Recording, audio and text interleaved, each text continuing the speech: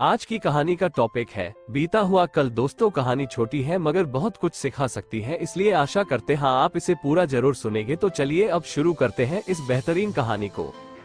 बुद्ध भगवान एक गांव में उपदेश दे रहे थे। उन्होंने कहा कि हर किसी को धरती माता की तरह सहनशील तथा क्षमाशील होना चाहिए। क्रोध ऐसी आग है जिसमें क्रोध करने वाला दूसरों को जलाएगा तथा खुद भी जल जाएगा। सभा में सभी शांति से बुद्ध की वाणी सुन रहे थे, लेकिन वहाँ स्वभाव से ही अति क्रोधी एक ऐसा व्यक्ति भी बैठा हुआ था जिसे ये सारी बातें बेतुकी लग रही थी। वो कुछ देर ये सब सुनता रहा, फिर अचानक ही आग बबूला होकर बोलने लगा, तुम पाखंडी हो, बड़ी बड़ी बातें करना यही तुम्हारा काम है। तुम लोगों को भ्रमित कर रहे हो। तुम्हारी ये बातें आज के समय में कोई मायने नहीं रखती। ऐसे कई कटु वचनों सुनकर भी बुद्ध शांत रहे। अपनी बातों से ना तो वह दुखी हुए, ना ही कोई प्रतिक्रिया की। ये देखकर वह व्यक्ति और भी क्रोधित हो गया और उसने बुद्ध के मुंह पर थूक कर वहां से चला गया। अगले दिन जब उस व्यक्ति का क्रोध शांत हुआ तो उसे अपने बुरे व्यवहार के कारण पछतावे की आग में जलने लगा और वह उन्हें ढूंढते हुए उसी स्थान पर पहुंचा। पर बुद्ध कहाँ मिलते, वो तो अपने शिष्यों के साथ पास वाले एक अन्य गांव निकल चुके थे। व्यक्ति ने बुद्ध के बारे में लोगों से पूछा और ढूंढते ढूंढते जहां बुद्ध प्रवचन दे रहे थे वहां पहुंच गया। उन्हें देखते ही वह उनके चरणों में गिर पड़ा और बोला, मुझे क्षमा कीजिए प्रभु। बुद्ध ने पूछा, कौन हो भाई, तुम्हें क्या हुआ है, क्यों क्षमा मांग रहे हो? उसने कहा, क्या आप भूल गए, मैं वही हूँ जिसने कल आपके साथ बहुत बुरा व्यवहार किया था।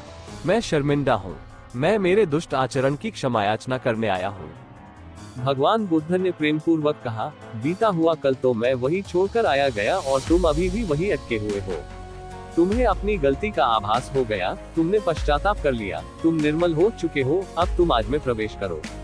बुरी बातें तथा बुरी घटनाएं याद करते रहने से वर्तमान और भविष्य दोनों बिगड़ते जाते हैं। बीते हुए कल के कारण आज को मत बिगाड़ो। उस व्यक्ति का सारा बोझ उतर गया। उसने भगवान बुद्ध के चरणों में पड़कर क्रोध त्याग का तथा क्षमाशीलता का संकल्प लिया। बुद्ध ने उसके मस्तिष्क पर आशीष का हाथ रखा। उस दिन से उसमें परिवर्तन आ गया और उसके जीवन में सत्य, प्रेम व करुणा की धारा बहने लगी। मित्रों, बहुत बार हम भूत में की गई किसी गलती के बारे में सोचकर बार बार दुखी होते और खुद को कोसते हैं। हमें ऐसा कभी नहीं करना चाहिए। गलती का बोध हो जाने पर हमें उसे कभी ना दोहराने का संकल्प लेना चाहिए और एक नई ऊर्जा के साथ वर्तमान को सुदृढ़ बनाना चाहिए।